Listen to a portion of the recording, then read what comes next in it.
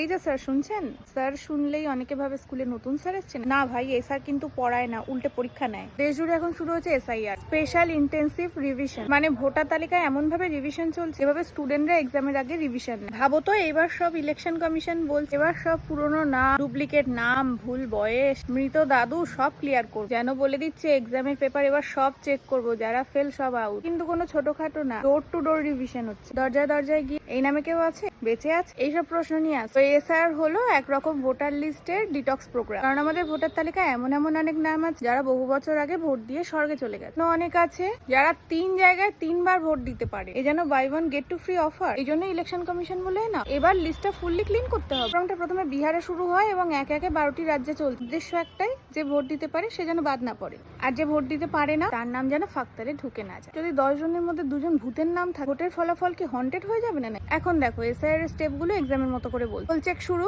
কারা আছে তালিকায় কারা নেই সেটা দেখা। এলো এসে বলে, দিদি এখানে এখন থাকছেন তো? ড্রাফট লিস্ট প্রকাশ, মানে প্রথম খসড়ার রেজাল্ট বেরোলো। ক্লেম এন্ড অবজেকশন, কেউ বললো আমারও নাম কেটে গিয়েছে, কেউ বললো এটা তো আমার নাম নয়। ফাইনাল লিস্ট, সবার চেক শেষ, এবার ফাইনাল ভোটার লিস্ট রেডি। তোমার নাম আছে তো ভোটার লিস্ট? না থাকলে কিন্তু ব্লেম করো না পরে।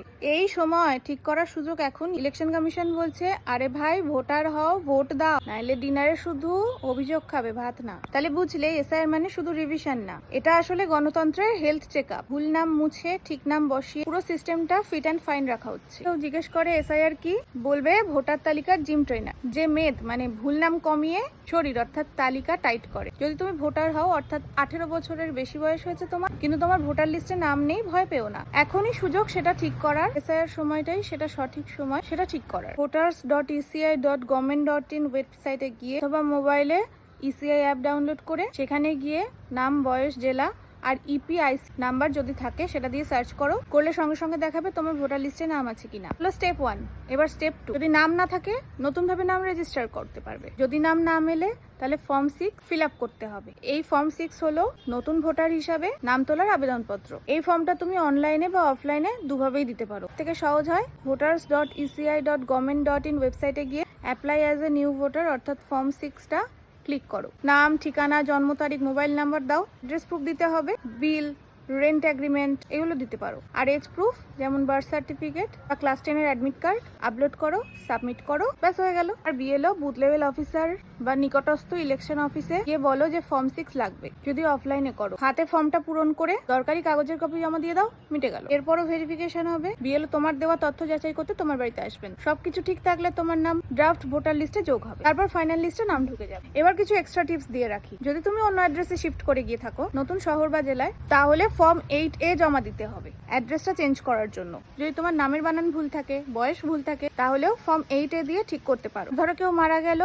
ভোট দেওয়ার যোগ্য থাকলো না, তার নাম বাদ দিতে হবে ফর্ম 7 দিয়ে। ফর্ম 6 দিয়েই শুরু করি। ফর্ম 6 পূরণ করতে হবে নতুন ভোটার হিসেবে নাম তোলার জন্য। অফলাইনে যেভাবেই জমা দাও না কেন, BLO তোমার সাথে যোগাযোগ করবে, তোমার বাড়িতে আসবে ভেরিফিকেশন করতে। যদি তোমার কাছে কোনো ঠিকানার প্রমাণ বা বয়সের প্রমাণ না থাকে, তাহলে BLO তোমার বাস্তব অবস্থান যাচাই করবে, অর্থাৎ তুমি এখন কোথায় আছো। ঠিকানাটা তুমি দেখিয়েছো, তুমি সত্যিই সেই ঠিকানায় থাকো কিনা, এবং সেটা তোমার আশেপাশে সাক্ষ্য নিয়েও বুঝবেন। প্রতিবেশী বা বাড়ির মালিকের সাক্ষ্য। সাক্ষ্য মানে ভার্বাল কনফার্মেশন নেয়, যেটা ECI এর নিয়ম অনুসারে ভ্যালিড লোকাল ভেরিফিকেশন ধরা হয়। ঠিকানা প্রমাণের বিকল্পতে আসি। ঠিকানার জন্য ধরুন আপনার কাছে কোনো ডকুমেন্টস নেই, তাহলে আমি যে জিনিসগুলো বলছি সেগুলো দেখাতে পারে। সেলফ ডিক্লারেশন লেটার, মানে নিজের হাতে লেখা যে আমি এই ঠিকানায় থাকি। কোনো বাড়িতে ভাড়া থাকলে হাউস ওনারের লিখিত অনুমতি বা ডিক্লারেশন।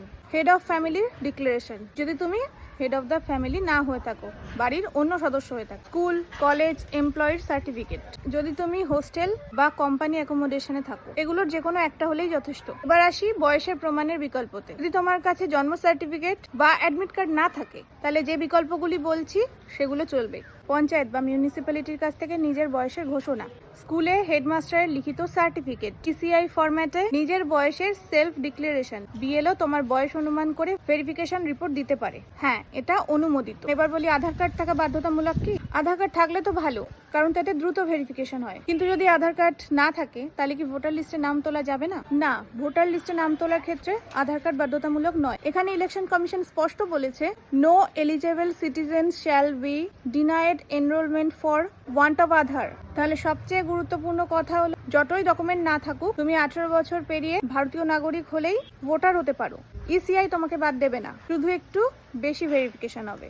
এই যা, অর্থাৎ নিশ্চিন্তে থাকুন, এই দেশ থেকে কাউকে বের করে দেওয়া হবে না। আর এইসব চিন্তায় যারা রাতের ঘুম ওড়াচ্ছিলেন তাদেরকে বলে রাখি, ভেরিফিকেশনটা একটু টাফ হবে, একটু বেশি টাইম ধরে হবে, কিন্তু এতে ভয় পাওয়ার কোনো কারণ নেই। এগুলো আলটিমেটলি এখন হচ্ছে, সেটা ভালোর জন্যই হচ্ছে। এটা তো আরো আগে হওয়া উচিত ছিল, কিন্তু এখন যেটা হচ্ছে ভালোর জন্যই হচ্ছে। কারণ যে দেশে তুমি থাকছো সেই দেশের ভোটাধিকারী না থাকলে আখেরে ক্ষতিটা দেশের, ক্ষতিটা তোমারও। কারণ ভোট দান করার, মতামত জানানোটা সবার জন্য জরুরি। আর এই সবাইকে সচেতন করার জন্যই এসআইআর খুবই জরুরি। ধন্যবাদ।